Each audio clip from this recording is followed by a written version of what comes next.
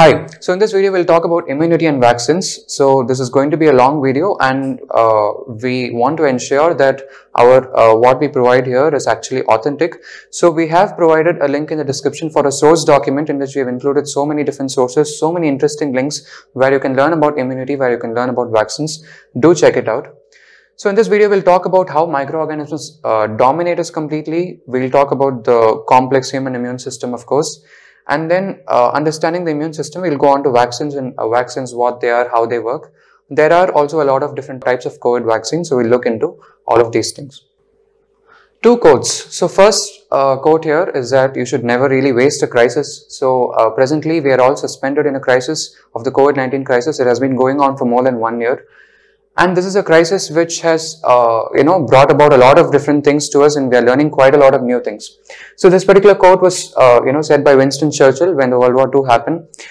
By mentioning this, what I mean to say is that people are using this opportunity to strengthen our healthcare system on one side, and we personally could use this opportunity to actually learn something about biology, to actually learn something about how our own immune system works and how vaccination works. There is also the second quote from the book called What is Life by Erwin Schrödinger. So Erwin Schrödinger is a physicist. So he attempts to talk about biology, about, as the name suggests, what is life. So in one particular section, he tries to understand why atoms are really small, but the question is clearly an evasion, for it is not really aimed at the size of the atoms, it is concerned with the size of organisms. So what he means to say in this entire thing is that we think of atoms as something that is extremely small, but the fundamental fact is that we are humongous, we are extremely large. We always compare the atom with our own civic unit of length. So what we need to understand here is that biology and the human body, it is extremely large compared to the scale of an atom, and we do not understand quite a lot of things that happen in the micro scale and the scales below that. So that is one thing that will remain in this video as we go on. The slide here, we are talking about being a colony. So this particular thing, this refers to a magnifying glass that you will have. Let's say you have a magnifying glass in your office or in your workplace or in your school or college. You usually use a magnifying glass to read something. So with a set distance, you will probably magnify it by 2 times. Let's say you use a powerful magnifying tool like a microscope, and then you magnify 1500 times and look into your own hand. Then you will see a lot of creatures that actually inhabit your hand. And if you keep seeing that, you will probably go mad, because this is not something that you can wrap your head around. You will see bacteria and viruses and all sorts of organisms just about everywhere in every square inch of your body. So the basic point of this entire slide is that we are a colony. We are like a great real estate for microorganisms to actually live in. So there is a dramatic quote here by Bill Bryson. He's a famous author. So he has written a book called A Short History of Nearly Everything, which basically talks about science. Bacteria may not build cities or have interesting social lives, but they will be here when the sun explodes. This is their planet, and we are on it only because they allow us to be. So bacteria have existed for quite a lot of time. They were one of the first organisms to actually come into this planet. And then we have come after a very long time. We may think that we are kings and queens of this particular world, but we simply are not. When the sun ages, we will all perish, but the bacteria will still remain. So they inhabit just about everything. The number of bacteria in your body is more than the number of your own cells. So that is the main dramatic point here. So we have this interesting thing about the microbiome. So when you talk about the ratio of microbial cells to human cells, the estimates vary. Some people say it's 10:1, which means there are 10 microbial cells compared to your own human cells. Some estimates are more modest, they take it to 1:1. But anyway, it doesn't go below 1:1, so that is one main thing. Every part of your body is a mega diverse home for trillions of microbes. You possibly can't count it. It doesn't make sense beyond a particular number. And you are, for them, obviously the ultimate food court. So just about everything lives in your body. If you take samples of microbes from your tongue, and if you take samples of microbes from, let's say, your eyes or your nose, there is going to be a vast difference. There is going to be absolutely no relation. It's like comparing the species of the Sahara Desert and the Amazon rainforest. While most microbes live freely, you can't exist without some of them. So most of the microbes that live in our body, they are freeloaders. They simply exist in our body and they cause no harm.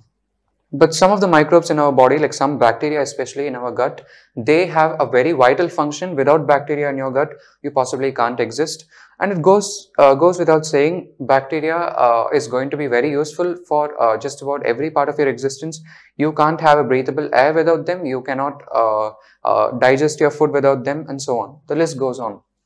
So we are basically a colony.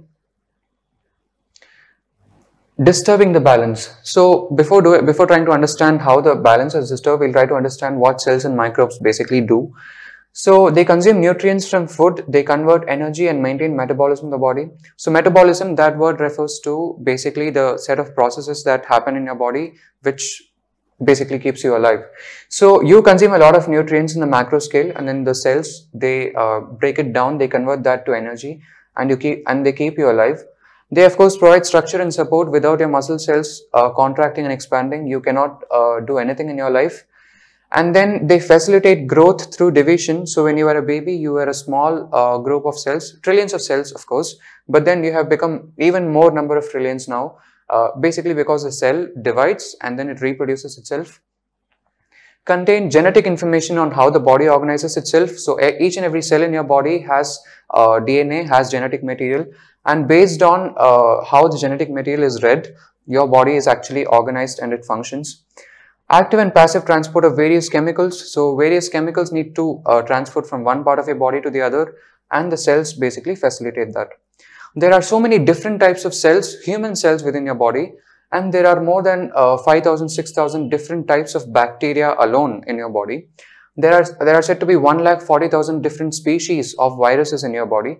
So you are an accumulation of a lot of different cells which are of various types, which carry out vastly different functions. So you're basically a complex, delicate symphony of different cell functions. That is what you really are. But sometimes the balance is disturbed because some microorganism which is not related to your body at all comes into your body. We are exposed to these different microorganisms by various means. The first most important thing here, the first most important part of course is that you expose yourself in new environments. So that causes a lot of problems. So we have talked about how the origin of COVID-19 virus, the SARS-CoV-2 virus now, and many people have said that it is basically originating out of the wet markets of Wuhan, and that is again basically because the Chinese people consumed a lot of wild animals. So it is this contact between the wild animals and the humans that have actually brought dangerous microorganisms to human beings. But there are other environments that you can think of. A very interesting example is when in 1969 the USA actually sent people to the moon.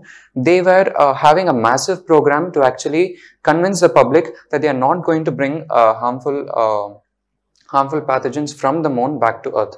So moon is a very hostile environment. If there are microorganisms that have independently evolved on the moon, coming to Earth, it's going to be a jackpot for them, and they will actually infect a lot of people and possibly kill a lot of people.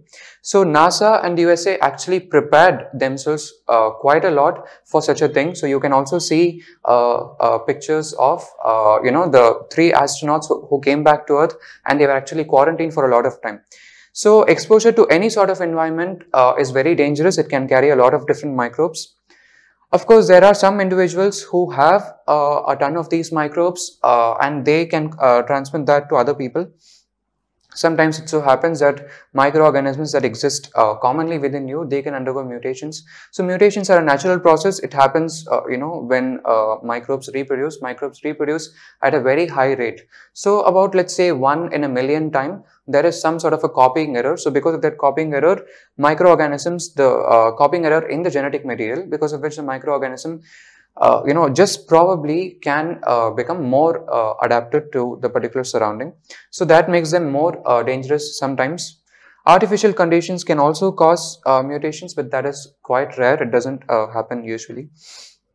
The microbiome of human beings, that also depends heavily on your behavior and your lifestyle. Let's say you are a vegan living in a tropical country, then you will have a different sort of microbiome in your gut. But if you go all of a sudden to let's say the polar region, and then you eat and then you consume only meat, then the microbiome is going to be different. There is going to be different microbiome for sure, but sometimes they are pathogenic. Most of the time the body takes care of the issue on its own. So that is how the balance is disturbed. Obviously, because of how this balance is disturbed, sometimes harmful bacteria may come into the body. But the basic point here is that not all invasions are dangerous, basically because you have something in your body called as an immune system. So indigenous inhabitants, they of course do not like foreigners, because it's like your body likes to be the way it is and it doesn't want foreigners. So we have a complicated defense system in most of the organisms to actually fight off foreigners. Even small organisms like bacteria actively fight off viruses. So with multicellular organisms, of course, the immune system is much more sophisticated. So this represents the basic algorithm, to put it simply, about how the immune system actually works. It starts with identifying the particular foreign microorganism, and then you find patterns typical of the pathogen. So pathogen refers to the microorganism that actually causes harm to the body. And there are different parts here. So there is something called antigen, that is a protein which is kind of like a representative part of that particular pathogen. Antigen can come from the microorganism itself, or it can be produced by your own body. Antigen is basically like an indicator to your immune system to actually bring about antibodies. We'll talk more about that later. Sometimes damaged cells are also a pattern finding way in which your body tries to identify a foreign organism and then it takes it forward. So there are some initial confrontation and killing of some pathogens. So this basically refers to a more primitive type of an immune response, or a first stage of immune response. So there are two immune systems basically. The one is innate immune system. The other one is specialized immune system. So in the innate immune system, you have a very set immune system which is not specialized at all. It basically attacks just about every pathogen that it can see in the same way. So there is this initial confrontation, the stage one of even sophisticated organisms like us. The stage one is the same. So you have this initial confrontation and you have specialized cells that can kill any pathogen randomly. But it so happens that when that is not really working out, we have some mechanism in our body to mark those pathogens or disable those pathogens, so that subsequently it can be killed by more specialized cells. So we signal to the rest of the immune system to actually create more specialized cells, and they provoke the search for antibodies. So antibodies are again small proteins that actually are complementary to antigens, and they disable the pathogen and subject them to further attack from the immune system. So then specialized cells, they kill a lot of these pathogens, and eventually the problem is actually solved. You have some sort of an inflammation in your body, but the harm is actually removed. But the most important part of the immune system is that it remembers how to defeat the pathogen. So there are some cells in your body called as the memory cells. So those memory cells actually remember the particular pattern in which this pathogen came up. It remembers how to fight that particular pathogen. It remembers a lot of different details. So eventually, when the virus or the bacteria attacks you the next time, the immune system will be very swift in killing off that particular pathogen. Yeah. So this is arguably a very huge image. So the credit goes to Kurzgesagt. So this is a screenshot of their particular video. Do check out their video. It's beautiful. The most important point that even they mention is that you don't have to remember any of this to actually understand the video. So there are a lot of different cells as part of your immune system, and they all have specialized functions. And the most other important thing that you need to remember, basically, is that they all have some sort of an interconnection. For example, here the macrophage, it communicates, it kills enemies, it causes inflammation, and it also activates other cells. You have neutrophil that activates other cells and kills enemies. So the macrophage, it kills enemies first, but when it's not able to do it really well, then it communicates to the neutrophil, which ultimately kills enemies again.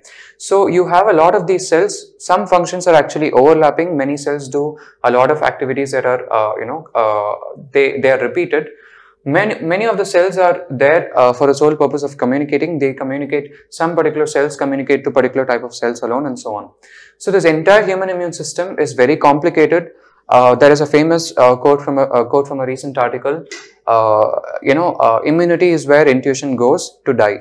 So that's about how complicated the immune system really is. We'll talk about the general immune response process here. We're not trying to understand how immune response works for every specialized case.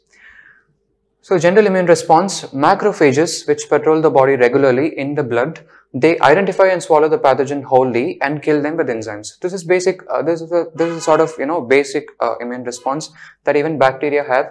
They, completely swallow the particular pathogen, and then they have enzymes which actually kill the particular pathogen. So as the name suggests, macrophages are huge. They are something like, so they are so huge, and the diameter is something like 0.6 micrometers. So it's huge, but we are of course humongous. So that's about macrophages. When the macrophages find it very difficult to eliminate the microorganisms in the first stage itself, then they seek help from a particular cell called as a neutrophile. And neutrophils are very fierce. So neutrophils, they kill indiscriminately, which mean that they obviously kill the foreign pathogen, but they also end up killing a lot of the host cells. So the neutrophils are actually designed in such a way that they commit suicide after some amount of time. So that's how fierce they are. Then we have dendritic cells which have two major functions. The first major function is that they present antigens. So they present antigens. And the other major function is that they decide if the immune response has to be antibacterial or antiviral. So dendritic cells, they basically collect the samples of the pathogen, and they present a particular antigen. So antigen here responds to a particular protein which is like an identifier for a particular pathogen. So it is unique for each and every pathogen, and then based on the antigen, you have a complementary complementary part of the immune system called as an antibody, which actually has a major role in fighting off the virus or bacteria. So dendritic cells, they eventually go to the lymph node. So lymph node, we have an image of the lymph node in a subsequent slide. So lymph nodes are present in just about most of the parts of the body, and then they have a lot of so-called virgin cells. So they have virgin T cells on one hand and virgin B cells. We don't need to go into the details, but basically there are two types of T cells here. You have helper T cell, and then you have something called as a killer T cell. So the dendritic cells, they present the antigen, and then the the virgin T cell is activated by the particular antigen. Let's say this is a dendritic cell, and then you have a membrane, and out of the membrane some particular pattern, some particular protein with a particular shape is actually projecting out. And then you have the boundary of the lymph node. There are so many cells here, and each cell has a different shape on its outer body. So there are like millions and billions of these virgin T cells and virgin B cells within the lymph node.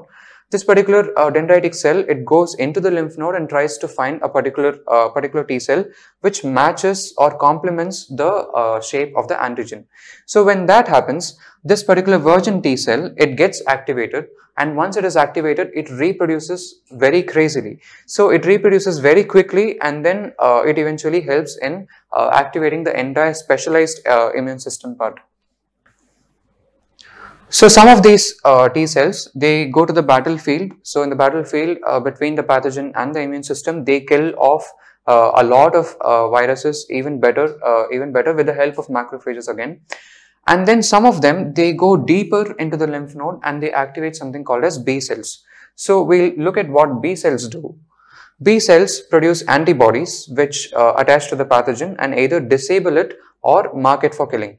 So antibodies, this is something that you would have come across most number of times in the news. So antibodies, ultimately, that's what you want to fight off a particular disease. So antibodies are again parts of the immune system which attach to the particular pathogen and either inactivate it or mark it for further attack from the immune system. Yeah, so that is that. After the infection is subdued without constant signaling, many immune cells kill themselves. So until this part, the immune system is going to struggle quite a lot. Some sort of inflammation will be there. Even after antibodies are found in your body, they will take some amount of time to actually fight off the virus and stop it from reproducing. You kill off a large number of them. But after the infection is subdued, you still have the problem of your own immune system. So immune system, there are some parts of the immune system which are just furious. They kill indiscriminately and they will not be able to control themselves. So to quote a particular immunologist, half of your immune system is actually designed to turn off the other half when the time is right. So without constant signaling, many of the immune cells actually kill themselves. So that is how the entire process stops. Again, the most important part of the general immune response process is that you have to remember how the particular pathogen is fought off. So you have different cells. You have memory B cells and memory helper T cells. So B cells are the cells which actually produce antibodies. They are the weapons of the immune system. And memory helper T cells, they help in communicating between different parts of the immune system to actually make the process work. So they remember the pathogen. One notable point here in remembering is that there are different time scales with which the immune system remembers different pathogens. Some pathogens are remembered for a longer time than other pathogens. For COVID-19's case, we do not really know how the general human body is going to, for how long the general human body is going to remember the COVID-19 virus. Lymph nodes, spleen, and neutrophile in action. So this might look like a very juicy fruit in a microscopic scale, but this is actually, the green color is actually the neutrophile, that is that fierce part of the immune system, and these are the foreign cells, the foreign bacteria cell. So neutrophile is simply grabbing that particular bacteria cell, it's ingesting it, and then it's simply killing it off. And this particular image, it is from Wikipedia. It talks about where the lymph nodes in the body are present. So to repeat again, lymph nodes are like part of your immune system. You can relate that to control centers of the battle against pathogens. So lymph nodes, wherever this this enlarged green dot is present, lymph nodes exist, and there are interconnections between them. One very important organ which we do not really talk about usually is the spleen. It is right next to the stomach in our body, below the diaphragm. So the spleen, it's important. It has many important functions.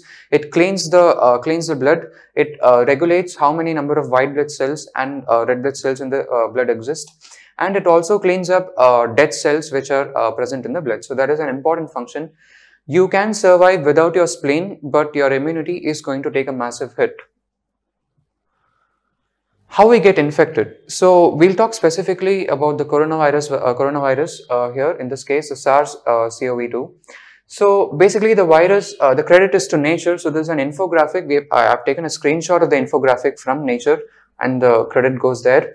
The virus basically enters the body. So you have some sort of a barrier, a physical barrier which is present before your body. In the case of coronavirus, with the mask mandate, hopefully, if you're wearing mask, your mask will actually prevent the coronavirus from entering your body. So that will be the first physical barrier. After it enters the body, the coronavirus is known for this particular characteristic shape.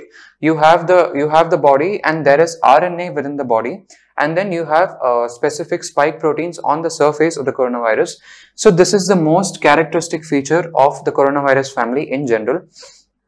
So this particular SARS-CoV-2, it seems from studies that ACE2 receptor, which is part of the host cell, is very attractive for this coronavirus.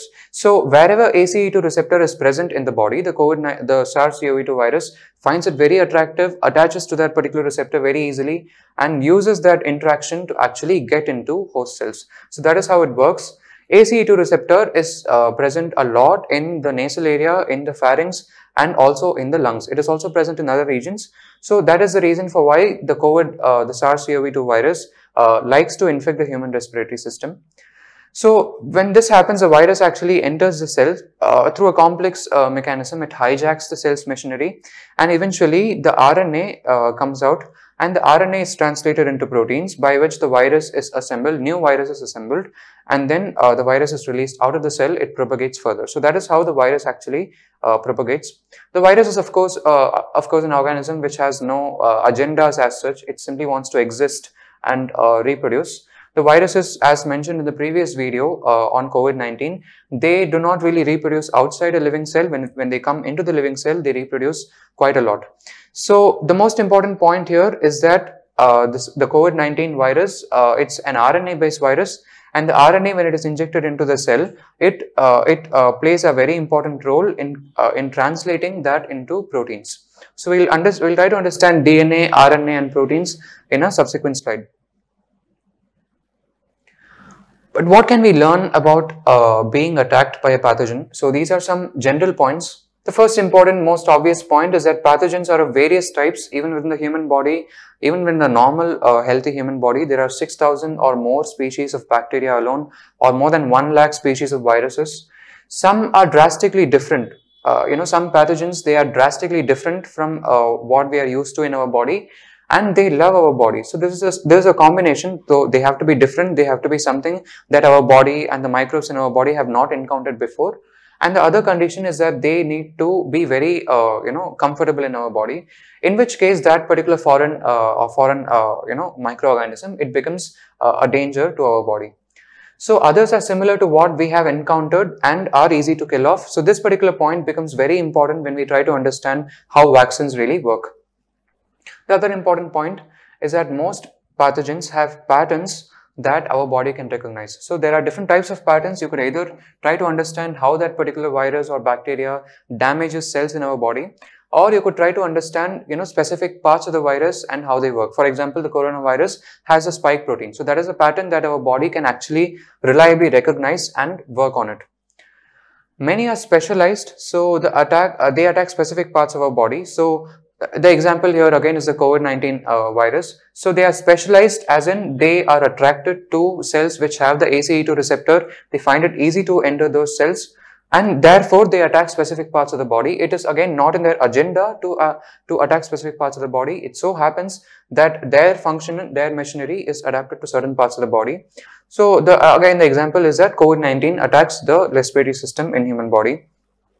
Some pathogens use their interactions with host proteins to take their advantage. So, of course, when a pathogen comes into the body, there are some interactions, some favorable interactions between the host cells and the pathogen, which make it easy for the pathogen to actually reproduce and exist in the body. The example here again is the ACE2 receptor. So COVID-19 virus is able to interact with the ACE2 receptor and thereby enter different cells. So in some treatments, we are trying to identify that particular interaction between proteins of our body and the pathogen, and we are trying to cut off that particular interaction. So that is one thing. We could stop pathogens in different ways. So when you have a pathogen in your body, you could stop them in so many different ways. The obvious, natural way, the preliminary way in which the body tackles it is that it brutally decimates just about everything that is infected. So if a host cell is infected with the virus, it kills off that. If it finds a virus, just floating around in your body, it kills off that. So that is preliminary. But the other thing that you can do is that you can disable or inactivate. So you need not necessarily kill the virus. So there are some treatments available for some diseases wherein we do not really aim to kill the particular virus or bacteria. We simply want to make them harmless. So we simply inactivate them by some means and we make them harmless. You could also stop them from reproducing. So you could try to understand how bacteria or viruses reproduce within the cells, and you could try stopping that. And you could obviously, go for specialized responses targeting the weaknesses of the particular pathogen. This is again one point that I mentioned in the previous slide. The body remembers different pathogens in different time scales. The example here is that if you get chicken pox, your body will most definitely remember that throughout your lifetime. So once you're afflicted with chicken pox, it is very unlikely that you will get it again. So the body will fight off that in the initial stage itself.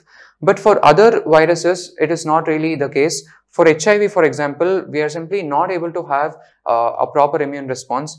Even for COVID-19, we do not really know for how long the vaccine is going to give us protection. We may need additional vaccines in future also. So we'll talk about vaccines again. So we're coming to the topic now. So vaccines, the basic history is associated with Edward Jenner. He was a famous doctor. So it's the vaccine was first found for smallpox. So smallpox is a disease which afflicted a lot of people in the last 1 century and in the previous centuries. Please do not try to Google smallpox. You will get horrible images which will give you nightmares. So cowpox is one thing. So cowpox is a related pathogen which is related to the smallpox, and as the name suggests, it is found in cows. So Edward Jenner, he observed that when a milkmaid who had cowpox, when the material from the milkmaid was actually transferred to a particular boy, that boy was not developing major symptoms of smallpox when he was exposed to it at a later point of time. So the basic point here is that these two are relatives, and if the body knows how to fight off cowpox, it also somehow gets to know how to fight off smallpox. So cowpox is milder, it is not going to have a major effect, and then eventually that small boy was able to fight off smallpox. So this was a very major shift in medicine, and since then vaccines have proliferated for a lot of diseases, to the extent that now we do not remember a lot of diseases. They are not common at all. So polio, smallpox, tetanus, rubella and measles, we hardly remember any of them. We get all these vaccines when we were children, or we administer them to our children. And these diseases, we have been extremely successful in eradicating that. In 1988, polio was not eradicated in most parts of the world. In 2020, polio is eradicated in just about every place of the world. So that is about the success story of vaccine. And it is because vaccines existed that the lifetime of human beings increased and development increased and so on. So that is how you can relate the importance of vaccines. But how does a vaccine basically work? So there are three possible steps here. So the first thing that you do is that you expose the particular, the milder version of the pathogen to the person. And you could also expose, you could also bring in parts of the pathogen which are very clearly identifiable, and then you expose the particular person to that. So since it is a milder version, the body will definitely have some amount of reaction to it. If you take a vaccine, COVID-19 vaccine today, you might have some minor effect, but it's not going to be anything major. So during that process, when that particular, the milder version is injected, the body actually fights off that milder version, and then it learns how to fight off a subsequent version. So we rely completely on the human immune system to detect a particular pattern and actually create an appropriate immune response. So as mentioned before, in the lymph nodes, we have virgin T cells and B cells, which have millions of different templates. So we have templates like small customized weapon systems for just about every single pattern that is out there. So the human immune system is extremely versatile. For any pathogen, it will be able to come up with some sort of an immune response. We just need to prod it once in a while. So we rely on human immune system. And then we also rely on the human immune system to remember how to fight off that particular virus. So we talked about memory B cells and memory helper T cells in the previous slide.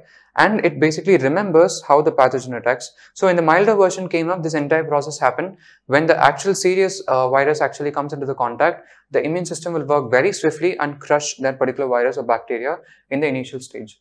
So that is how vaccines work.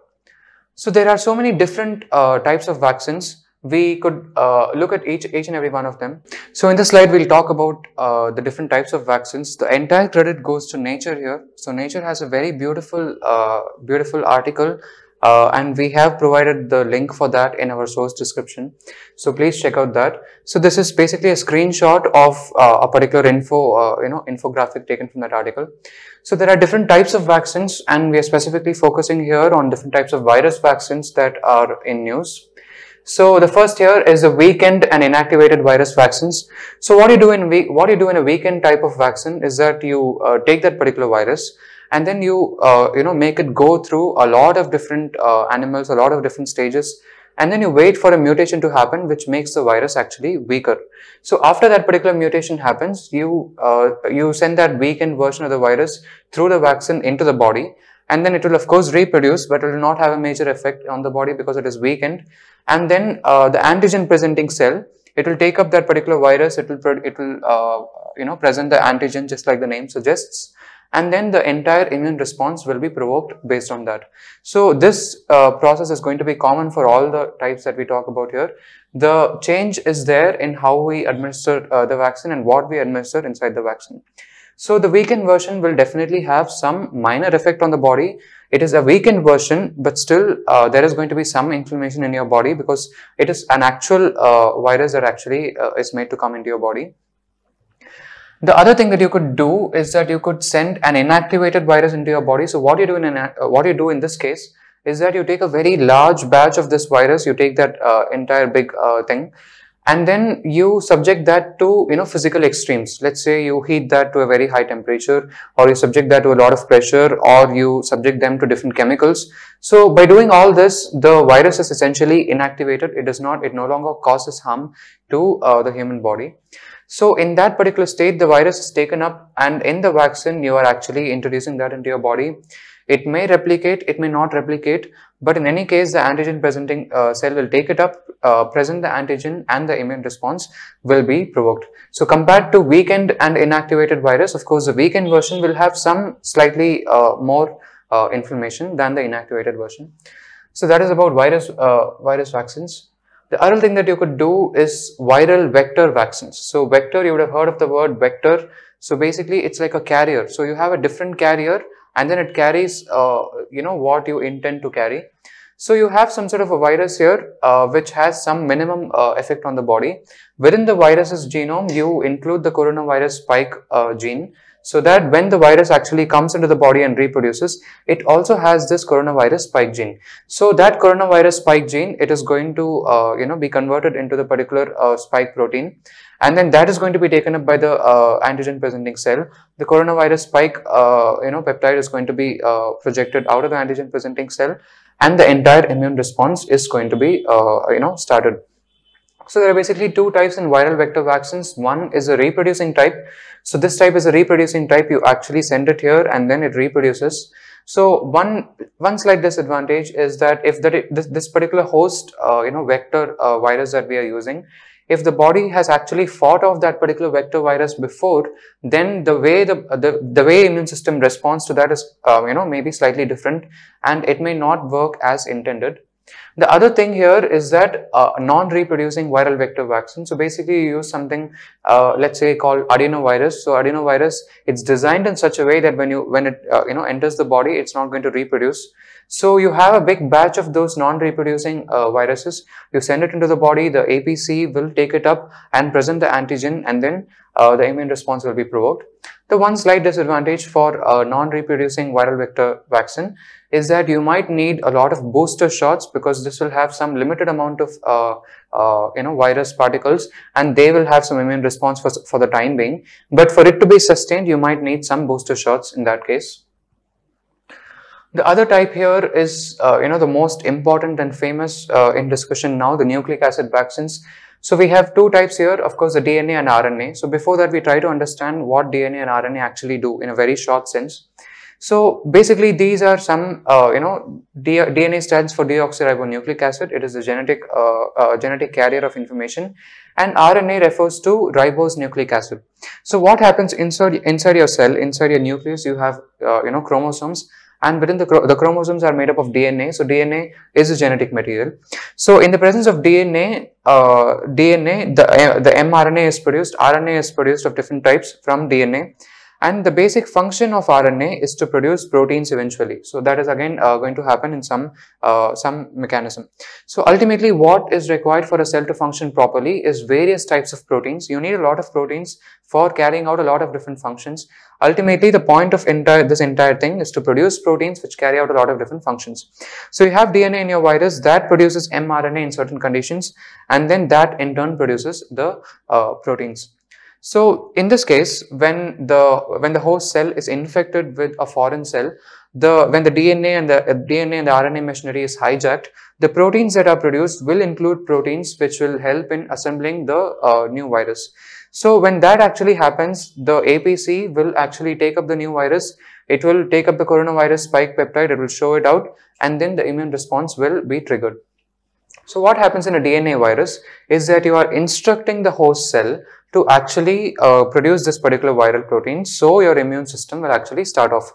So there is one major difference here between DNA and RNA, which is relevant for vaccine logistics and storage. That is that DNA is relatively more stable, RNA is relatively more fragile. So if you want to have an RNA vaccine, since RNA is a more fragile molecule, you need colder temperatures and a better encapsulation. So that technology is still under maturity. It's happening. We are trying to work on that.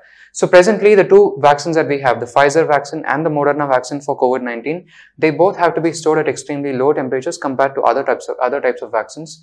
DNA vaccine is relatively stable. So what happens in this case is that you have this electroporation and then the vaccine is injected. So pores are created by this process, and eventually the particular spike gene is able to go into the nucleus of the host cell, and it produces mRNA that produces the viral proteins, and eventually the immune system is kicked off. In RNA vaccine, you skip a step entirely. What you do is you do not go for DNA as such. You directly inject the RNA into the cell, outside the cell nucleus, and the RNA outside the cell nucleus, that is going to produce the viral proteins, and eventually the APC will produce that, present that, and the immune response will kick off. So what is so revolutionary about this particular RNA vaccine that we are talking about? It is kind of like a plug and play platform. So it might actually change how we think about vaccines. It is one of the main reasons for why, vaccination, the entire process of creating a vaccine has reduced in time. Before the coronavirus vaccine, the record time for creating a vaccine was actually 4 years. From the detection of a pathogen to actually coming up with a vaccine, the record time was 4 years. But within one single year, within 11 months, in fact, we have been able to create a vaccine, and that was, an RNA vaccine. So the basic point here is that they are a plug and play type. So we would be able to create the RNA creating technology that has matured to some extent. So based on the particular pathogen, sequencing the genome and all, we will be able to create specific RNA, which will be able to code for specific, antigens. So that will in turn produce the immune response. So basic point is to create an immune response beforehand so that we'll be able to fight off the virus after some time. So that is the revolutionary part about the RNA vaccines. We also have one, other class of vaccines, the protein-based vaccines. So what you do ultimately is that the proteins, they are responsible for, starting off an immune response, especially in the case of coronavirus, the spike protein. So in the case of coronavirus, the spike protein, if you are able to somehow manufacture the spike protein and create the spike protein, you directly inject that to your body. So in this case, this is not going to have a very major effect on the immune system. The immune system has to recognize the spike protein as a major threat. So what you do is that you include something called adjuvant along with the viral proteins and viral particles. So that adjuvant is some chemical which actually induces the immune system to actually have a better response. So along with both of them, you have the proteins are injected, that is detected by the APC, and then the antigen is presented, the immune response is brought about. The other thing that you could do is have virus-like particles, VLP, so viral-like particles. So these are like full particles that resemble somehow the particular virus. It need not be the actual virus, it need not be a live attenuated virus or anything of that sort. It simply resembles a virus, but still the body is going to see that as a foreign object and it's going to prepare an immune response for that. And ultimately you do get immunity based on this. So these are the different types of vaccines. There are so many vaccines in the world now, especially in our India. We have Covishield and Covaxin. So please do look into the types of vaccine there and how they work. That's probably going to be relevant to some extent. There is this one major point, this slide, it talks about how we got lucky with COVID-19. This does not, undermine the threat that COVID-19 poses in any way. COVID-19 is still very dangerous. But there are some things which have been very fortunate for us. The first thing is that the coronavirus family has been studied for a very long amount of time, for decades actually, and we know quite a lot about them. So the recent virus SARS-CoV-2, the genome of it actually fits neatly within the coronavirus family. And we have had previous experience with SARS, we have had previous experience with MERS. They have been outbreaks, major outbreaks and epidemics in the past. So we have been able to tackle this particular pandemic to some extent with that previous knowledge. The other thing that is noticed is that the SARS-CoV-2 virus, it doesn't mutate as often. So mutation is something that happens naturally for virus. Just like you eat and drink and do on so many things in your life, viruses mutate all the time. That is their thing. They do it all the time. So about, let's say, once in a million reproduction cycles, they actually have some copying error, and because of that copying error, that is considered to be some mutation. So most of the copying errors, they are either harmless or they actually make the virus weaker. In some cases, it so happens that mutation may have some, a better way of countering the body than the original variant. So we already have some variants of the COVID-19 vaccine. There are 3 to 4 variants of the COVID-19 virus in so many different parts of the world. They have been identified in different parts, and they do not have a very massive effect. The one main point here is that instead of having, even though we have different variants, our vaccines, whatever vaccines we have, they still seem to work against them to some extent. So the basic point is that SARS-CoV-2, it doesn't mutate as much. It still does, but doesn't do it as much. There are some other viruses which have been far more dangerous. So for example, herpes virus, it has more evasion capability, and flu viruses, they mutate so often that every single season you need to have a different vaccine formulation altogether. So that is about different viruses. Say our SARS-CoV-2, we do not really know how it's going to behave in the future, but as of now, the mutation has not been a major threat. When everyone in the planet is susceptible to the virus, there is probably less evolutionary pressure for the SARS-CoV to develop into more dangerous variants. So this is a continuous process. When we think about mutations, when the word mutation is heard in the press, we always think about there being a more dangerous virus, but that need not really be the case. Mutations also happen, and the virus may actually get weaker in some cases. So this is so widespread. COVID-19 is so widespread. A very large population has been infected with the virus that a massive change in the way the virus works is unlikely to happen. So there is less evolutionary pressure for SARS-CoV-2. Vaccines so far, they seem to work against the variants too. The most recent news is that even the Covaxin, which many people doubted for its efficacy, it seems it does work against the UK variant to some extent.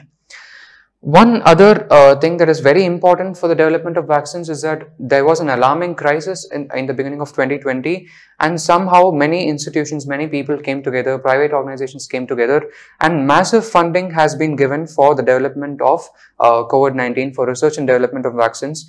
So this is something that we have never seen before, and that probably had an instrumental role in the development of vaccines. The other thing that many of us might underestimate is the concerted international effort that is required. So within 1 week of the virus genome being sequenced in Australia, they actually sent it to labs across the world. So it is because there is a very close connection between the scientific community in different parts of the world. We were able to have a concerted international effort. The World Health Organization came into action.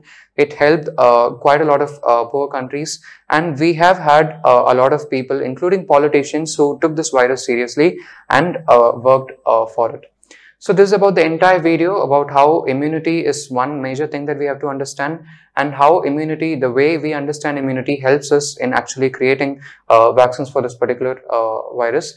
So please do vaccinate yourself when the turn comes. And since the vaccination has started for the elders, do convince them to actually take up the COVID-19 vaccine. They are safe. They have been tested in multiple phases, and they are also found to be very effective. Stay safe and keep others safe. Thank you for watching this video.